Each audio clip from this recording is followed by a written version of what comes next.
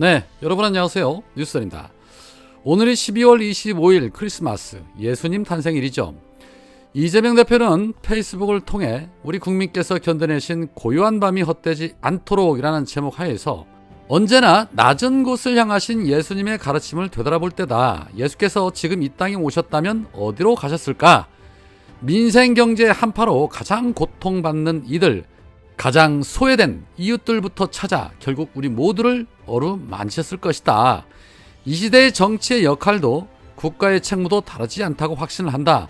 정치의 존재의 이유는 오직 민생이고 국가는 한파를 맨몸으로 견뎌낼 국민의 버팀목이 되어야 한다.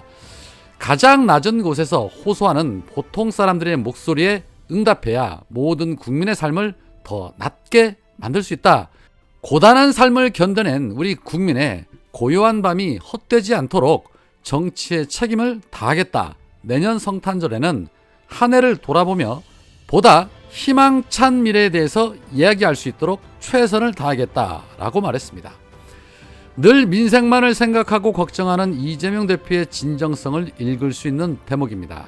그런데 이재명 대표의 글 중에 내년 성탄절에 한 해를 들여다보며 희망찬 미래를 이야기할 수 있도록 최선을 다하겠다라는 말이 눈에 들어옵니다. 사실 정권이 바뀌지 않는 이상은 어려운 얘기죠. 해서 내년 성탄에는 새로운 정권에서 시작되는 미래를 얘기할 수 있었으면 정말 좋겠다라는 그런 생각을 당연히 가지게 됩니다. 그렇게 됐으면 정말 좋겠습니다. 그러기 위해서는 할 일이 정말 많지요. 최우선은 이재명 대표 중심으로 해서 하나로 똘똘 뭉쳐야만이 모든 일을 가능케 할 수 있는데, 이 성탄절인 오늘도 이원욱 같은 자들은 오죽하면 당의 고문이신 두 총리가 만나 고민을 나눴겠느냐면서 또다시 이재명 대표의 사퇴를 요구하고 통합 비대위론을 떠들고 있었습니다. 기레기들은 모든 이슈를 한동훈의 포커스를 맞추며 한동훈 신드롬을 일으키려고 발악을 하고 있는데, 어쩌면 이 자들은 이렇게 한결같이 변하지 않고 내부 총질에만 눈이 멀어 있는 것일까요? 어제 추미애 전 장관이 페이스북에 이런 말을 했지요. 민주당 방향감각 상실하지 마십시오. 이재명의 사법 리스크는 허구 날조다. 적어도 이재명 대표를 사법 리스크 운운하며 흔들지는 마라. 애초 당내 경선 과정에서 근거 없이 지방 언론을 이용해 그를 대장동 사법 리스크에 던져놓았지 않았느냐. 그리고 이를 받은 정치검찰이 리스크에서 빠져나오지 못하도록 올가맸고, 드디어 검찰 정권의 하수인 한동훈이 야권을 분열시키기 위해서 국회 체포영장 소동을 벌인 것도 다 드러나지 않았냐. 윤석열의 징계 취소 소송을 말도 안 되는 절차 문제를 걸어 패소하도록 사법쇼로 잘 마무리했다고 여기는 한동훈이 이제는 권력심장부에 사법 리스크를 막아낼 구원투수로 다시 기용이 됐다. 이재명의 사법 리스크는 태산명동 서일필일 뿐이다. 그러나 권력심장부 김건희 사법 리스크는 역대급 토네이도인 것이다. 몰카가 슬쩍 한 번 지나갔을 뿐인데도 상상도 못해본 부패가 감지됐다. 주가 조작 실태도 알려진 것보다 훨씬 심각하다. 태산을 흔들 것이다. 민주당은 똘똘 뭉쳐 저들의 진짜 사법 리스크에 총력 집중하십시오 라고 말했습니다. 누구보다도 윤석열 검찰 정권을 잘 알고 있는 추미애 장관의 경고에 귀를 기울여야 합니다. 수박들처럼 가짠치도 않은 이재명 대표 리스크 운운하며 당을 흔들 그럴 때가 아니라는 겁니다. 오는 28일 김건희 특검에 저들은 모든 힘을 쏟아부으며 총력전으로 방어를 취하고 있습니다. 김건희 특검은 악법이라는 둥, 김건희 특검은 총선용이라는 둥, 김건희 특검은 이재명 방탄이라는 둥, 온갖 프레임을 만들어내며 최후의 발악을 하고 있습니다. 그 말인즉슨 이 특검만으로도 얼마든지 이 정권을 끝장낼 수도 있다는 그런 소리가 되는 것입니다. 그래서 추미애 장관도 진짜 사법 리스크, 역대급 토네이도인 이 김건희 특검에 총력을 다하라고 주문을 하고 있는 것이고요. 물론 윤석열이 거부권을 행사할 것은 자명한 일입니다.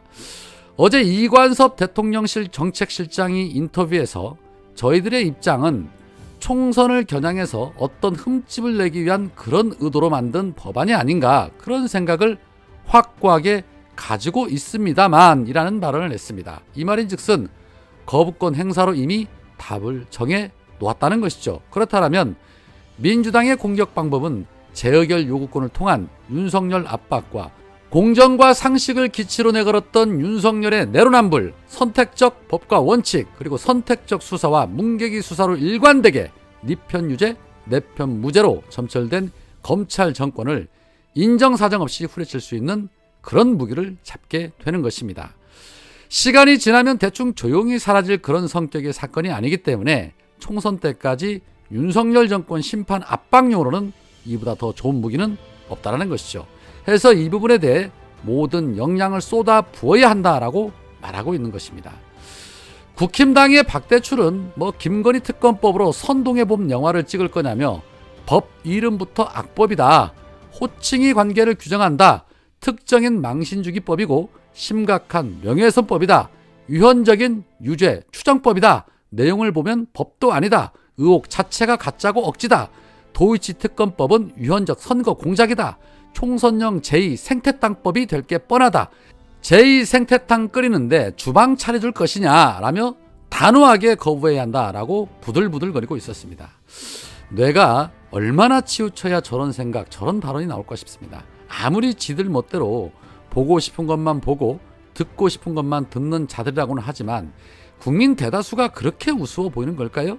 공천은 받아야겠고 윤석열과 한동훈 노래는 들어야겠고 그냥 아무 말 대잔치 하는 것 같은데 최근에 서울의 봄 영화가 관객 1천만 명을 돌파를 했습니다. 그야말로 엄청난 태풍급 영화죠. 그런데 이 영화가 왜 그렇게 많은 시민들의 호응을 얻었을까요? 그리고 이 영화를 본 시민들은 왜 하나같이 군부 독재 정권에 엄청난 분노를 가졌을까요? 그렇습니다. 현재 진행형이라는 생각 때문인 것입니다. 그렇다면 군부 독재 후에 윤석열 정권이 현재 저지르고 있는 만행들에 분노하는 것 또한 마땅한 일이죠. 얼마 전에 법원은 윤석열이 미국에서 한 발언에 대해서 새끼라고 한 것은 맞다라는 판정을 내렸습니다. 다만 바이든인지 날리면인지에 대해서는 판단 불가 판정을 내렸었죠. 이에 오늘 민주당은 대통령실은 줄곧 윤석열이 비속어를 쓰지 않았다라고 부인을 해왔는데 비속어가 아니라 욕설이었음이 확인이 된 것이다. 욕쟁이 대통령도 부끄럽지만 거짓말쟁이 대통령도 화가 난다 라면서 윤석열에게 사과와 함께 해명을 촉구를 했습니다. 대통령의 거짓말은 그 나라의 치명적인 위험 요소입니다. 미국에서는 탄핵도 한다는데 우리도 좀 그렇게 했으면 좋겠습니다. 요즘에 김건희가 아예 보이지를 않고 윤석열 혼자 호라비 마냥 여기저기 돌아다니는 모습이 연출이 되고 있죠. 성탄을 맞아 어제도 오늘도 윤석열은 성당과 교회를 찾아 혼자 예배를 드리고 있었는데 이제 김건희는 해외여행 때만 다니기로 한 것은 아닌지 아니면 미리 홀로 서기를 예행 연습하는 것인지는 모르겠지만 진즉에 좀 이렇게 나대지 않고 조용히 지냈더라면 그나마 좀 욕이라도 덜 먹었을 텐데 하는 생각과 그러나 그런다고 해서 달라질 것은 없다. 끝은 봐야죠. 안 그렇습니까? 오늘은 여기까지입니다. 고맙습니다.